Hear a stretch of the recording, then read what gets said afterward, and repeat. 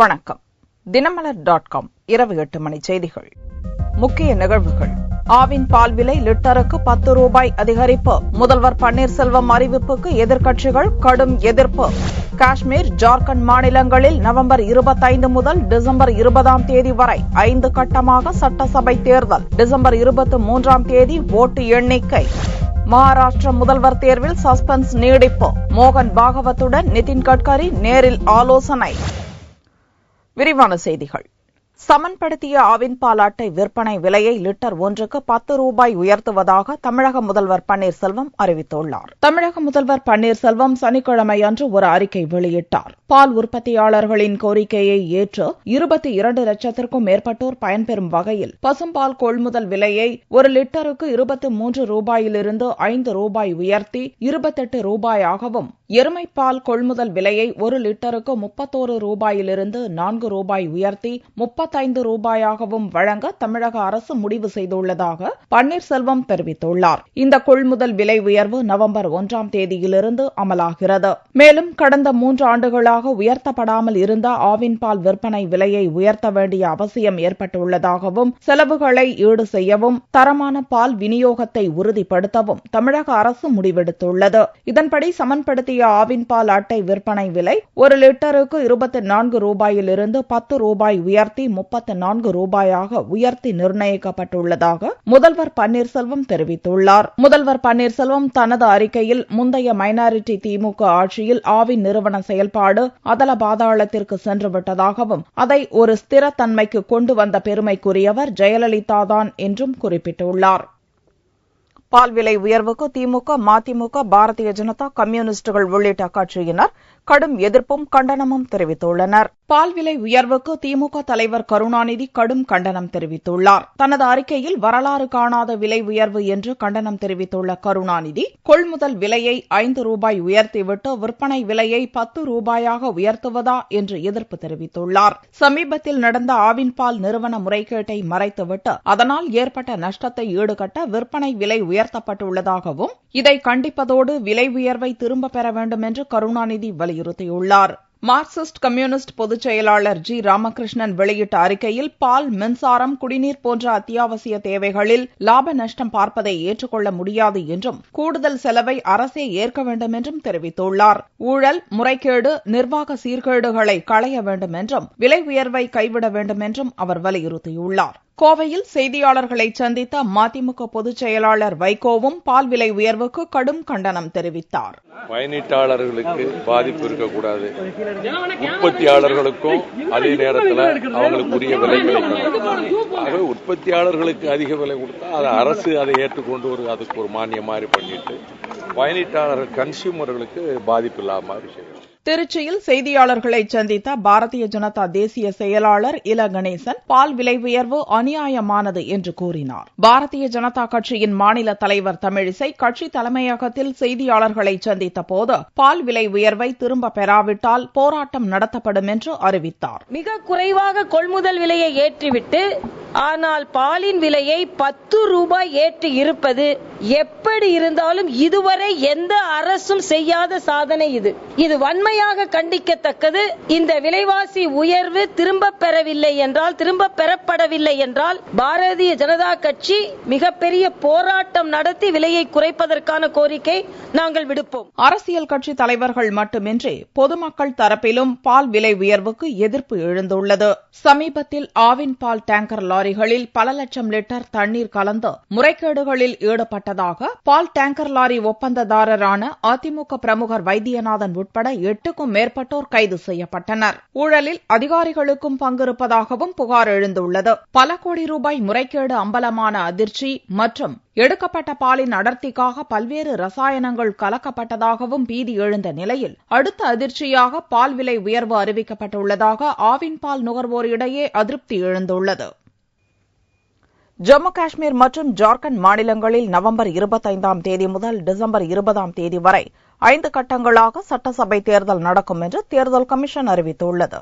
தலைமை தேர்தல் commissioner we. S. Sampath டெல்லியில் சனிக்கிழமையன்று நிருபர்களுக்கு பேட்டியளித்தார். பயங்கரவாதிகளின் ஆதிக்கமிக்க காஷ்மீர் மற்றும் மாவோயிஸ்டுகளின் பிடியில் இருக்கும் ஜார்க்கண்ட் ஆகிய இரு மாநிலங்களிலும் சட்டம் ஒழுங்கு மற்றும் பாதுகாப்பு அம்சங்களை கருத்தில் கொண்டு 5 கட்டங்களாக சட்டசபை தேர்தலை நடத்த திட்டமிட்டுள்ளதாக சம்பத் தெரிவித்தார். இதன்படி முதல் கட்ட தேர்தல் நவம்பர் 25ஆம் தேதியும், 2ஆம் கட்ட தேர்தல் டிசம்பர் 2ஆம் தேதியும், 3ஆம் கட்ட தேர்தல் டிசம்பர் 9ஆம் தேதியும், 4ஆம் கட்ட தேர்தல் டிசம்பர் 14ஆம் தேதியும், 5வது இறுதிக்கட்ட தேர்தல் டிசம்பர் 20ஆம் தேதியும் நடக்கவுள்ளதாக கூறிய சம்பத், இரு மாநிலங்களிலும் டிசம்பர் 23ஆம் தேதி ஓட்டு எண்ணிக்கை நடக்கும் என்றார்.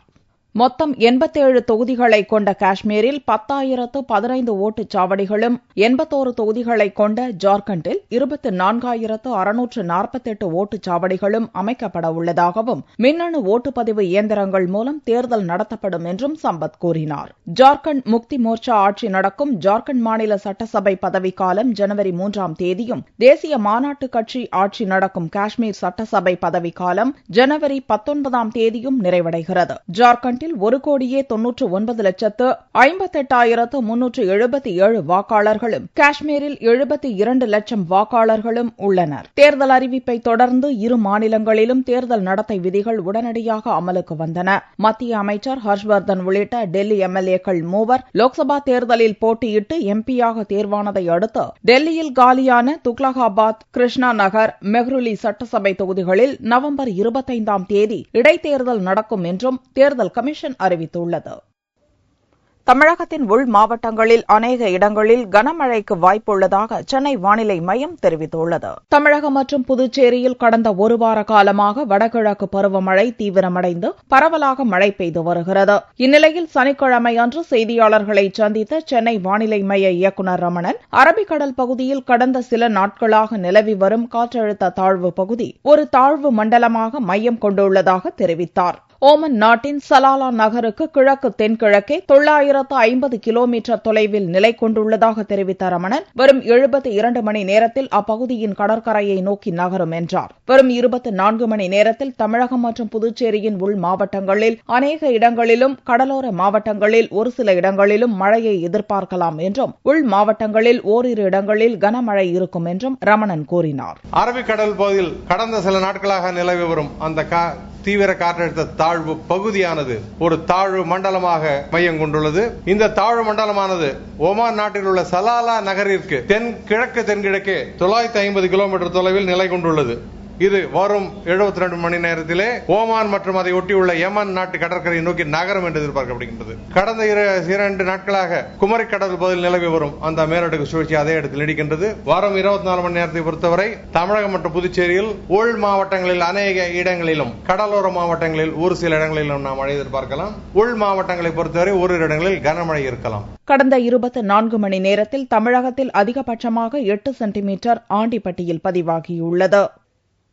மகாராஷ்டிர முதல்வர் தேர்வில் சஸ்பென்ஸ் நீடிக்கும் நிலையில் RSS தலைவர் மோகன் பாகவத்தை மத்திய அமைச்சர் நிதின் கட்காரி சந்தித்து பேசியுள்ளார். மகாராஷ்டிர சட்டசபை தேர்தலில் தொங்கு சட்டசபை அமைந்தாலும் சிவசேனாவுடன் சேர்ந்து பாரதிய ஜனதா கூட்டணி அரசு அமைக்கப் போவது உறுதியாகியிருக்கிறது. ஆனால் முதல்வராக போவது யார் என்பதில் மாநில பாரதிய ஜனதா தலைவர் தேவேந்திர பட்னாவிஸ், மத்திய அமைச்சர் நிதின் கட்காரி இடையே போட்டி நிலவுகிறது. விதர்பா மண்டலத்தைச் சேர்ந்த 40 பாரதிய ஜனதா எம்எல்ஏக்கள் நிதின் கட்காரியை முதல்வராக்க வேண்டும் என்று விரும்புகின்றனர். வியாழனன்று நிதின் கட்காரியை சந்தித்து பேசிய பட்னாவிஸ், மறுநாள் RSS தலைவர் மோகன் பாகவத்தையும் சந்தித்து ஆட்சி அமைப்பது குறித்து ஆலோசனை நடத்தினார். இந்நிலையில் சனிக்கிழமை அன்று காலை நாக்பூரில் உள்ள RSS தலைமையகத்துக்கு ஸ்கூட்டரில் சென்ற நிதின் கட்காரி மோகன் பாகவத்தை சந்தித்து ஆலோசனை நடத்தியுள்ளார். பாரதிய ஜனதாவின் தாய் அமைப்பான RSS உடன் பட்னாவிஸை போலவே நிதின் கட்காரிக்கும் நெருங்கிய தொடர்பு இருப்பதால் மகாராஷ்டிர முதல்வர் யார் என்பதில் தொடர்ந்து சஸ்பென்ஸ் நீடித்து வருகிறது. இதற்கிடையே ஹரியானா சட்டசபை தேர்தலில் தனித்து போட்டியிட்டு ஆட்சியை பிடித்துள்ள பாரதிய ஜனதாவின் முதல்வராக மனோகர்லால் கட்டார் தேர்வு செய்யப்பட்டுள்ளார். ஞாயிறன்று காலை 11 மணிக்கு ஹரியானா முதல்வராக பொறுப்பேற்க உள்ள கட்டாருக்கு கவர்னர் சோலங்கி பதவி பிரமாணம் செய்து வைக்கிறார். இவ்விழாவில் பிரதமர் நரேந்திர மோடி, பாரதிய ஜனதா தலைவர் அமித் ஷா மற்றும் மத்திய அமைச்சர்கள், பல்வேறு மாநிலங்களின் முதல்வர்கள் கலந்து கொள்கின்றனர். இந்தியாவை தூய்மைப்படுத்தும் இயக்கம் குறித்து ஊடகங்கள் ஏற்படுத்திய விழிப்புணர்வால் மக்களின் சிந்தனையில் மாற்றம் ஏற்பட்டுள்ளதாக பிரதமர் மோடி தெரிவித்துள்ளார். தீபாவளியை முன்னிட்டு டிவி மற்றும் பத்திரிகைகளில் பணியாற்றும் செய்தியாளர்களுக்கு பிரதமர் மோடி டெல்லியில் சனிக்கிழமையன்று காலை தேநீர் விருந்தளித்தார். அசோகா சாலையில் உள்ள பாரதிய ஜனதா கட்சியின் தலைமையகத்தில் நடந்த இவ்விழாவில் நூற்றுக்கணக்கான செய்தியாளர்கள் கலந்து கொண்டனர். விழாவில் மோடி பேசுகையில் காந்தி ஜெயந்தி தினத்தன்று தான் துவங்கிய தூய்மை இந்தியா திட்டம் குறித்து மீடியாக்கள் பெரிய அளவில் செய்தி வெளியிட்டு மக்களிடையே விழிப்புணர்வை ஏற்படுத்தி வருவதற்கு பாராட்டு தெரிவித்தார். பத்திரிகையாளர்களின் பேனா துடைப்பமாக மாறியிருப்பதாக கூறிய மோடி, சமுதாயத்துக்கு மீடியாக்கள் ஆக்கப்பூர்வமான பங்களிப்பை அளிக்க முடியும் என்பதற்கு இது சிறந்த உதாரணம் என்று மகிழ்ச்சி தெரிவித்தார். मैं आज खास करके देश के मीडिया के मित्रों का एक विशेष विषय पर हृदय से आभार व्यक्त करना चाहता हूं, अभिनंदन करना चाहता हूं. मैं पिछले करीब 1 महीने से लगातार स्वच्छता पर इतने आर्टिकल पढ़ रहा हूं. इलेक्ट्रॉनिक मीडिया में भी, सोशल मीडिया में इसकी इतनी व्यापक चर्चा हो रही है और मेरा अनुमान है कि शायद कई कॉलम राइटर ऐसे होंगे जो शायद पिछले 15 साल से 20 साल से कॉलम लिखते होंगे, लेकिन सफाई पर शायद पहली बार लिखते होंगे. और मैं मानता हूं ये देश की बहुत बड़ी सेवा हो रही है. அனைத்து பணிகளையும் அரசுதான் செய்தாக வேண்டும், அரசுக்குத்தான் அனைத்து பொறுப்புகளும் உள்ளன என்ற சிந்தனை மக்கள் மனதில் முன்பு இருந்ததாக கூறிய பிரதமர் மோடி, மீடியாக்கள் ஏற்படுத்திய விழிப்புணர்வால் மக்களின் சிந்தனை மாறிவிட்டதாகவும் அரசுடன் ஒருங்கிணைந்து பணியாற்றும் சிந்தனை இன்று ஏற்பட்டுள்ளதாகவும் பெருமிதத்துடன் கூறினார்.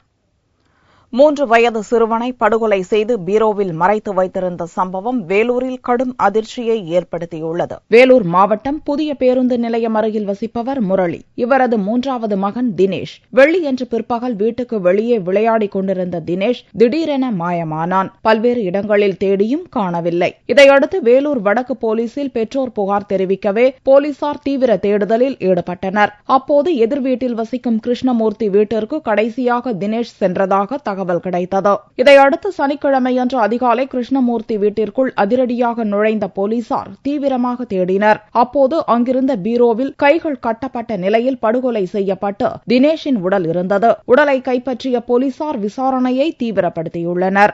முத்துமண்டபம் டோபிகனா செலவுத்துறை. நாங்கள் எல்லாரும் ஒன்றா கூட தான் வேலை செய்கிறோம். குழந்தை 2 மணிக்கு சாப்பிட்டுருந்தோம். திடீர்னு வெளியே போனால் அப்புறம் பார்த்தா ஆளே காணோம். ஆள் இல்லைன்னா நாங்கள் எல்லாம் மூளை தேடிட்டு இருந்தோம். தேடின்னு இருக்கும்போது அப்புறமா தான் இப்போ போலீஸுக்கெல்லாம் கம்ப்ளைண்ட் கொடுத்து போலீஸ்கார் தான் அந்த உள்ளே இருந்தது பார்த்தது. நாங்கள் எல்லாம் பீரோவில் பார்த்தோம். பீரோவில் நாங்கள் எல்லாம் துணியெல்லாம் அடக்கி வச்சுட்டு அந்த துணிக்கு குழந்தைய போட்டு மூடி வச்சுருக்கிறோங்க. போலீஸ் விசாரணையில் கிருஷ்ணமூர்த்தியின் மனைவி சுமதிக்கும் முரளிக்கும் கள்ள தொடர்பு இருந்தது தெரியவந்தது. இவர்களிடையேயான தகாத உறவை சிறுவன் தினேஷ் பார்த்துவிட்டதால் அவனை சுமதி கொன்றுவிட்டதாக கூறப்படுகிறது. இது தொடர்பாக சுமதியை கைது செய்த போலீசார் விசாரணை நடத்தி வருகின்றனர். நெல்லையில் ரயில் ஏறும்போது தவறி தண்டவாளத்தில் விழுந்த வாலிபர் நடைமேடையை உடைத்து மீட்கப்பட்டுள்ளார்.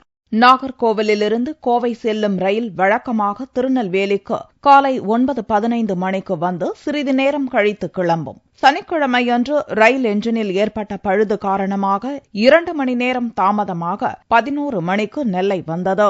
இதனால் நெல்லை ரயில் நிலையத்தில் ரயிலில் ஏறவும் இடம் பிடிக்கவும் பயணிகள் கூட்டம் பரபரப்பாக நின்று கொண்டிருந்தது. ரயில் 3வது நடைமேடையில் வந்து நிற்கும் முன்பாக மதுரையைச் சேர்ந்த 32 வயதுடைய இளைஞர் குமார் என்பவர் ரயிலின் கம்பியை பிடித்து ஏறினார். ஆனால் அவர் நிலை தடுமாறி ரயிலின் படிக்கட்டு மற்றும் நடைமேடை இடையில் மிக குறுகலான பகுதிக்குள் சிக்கிக் கொண்டார்.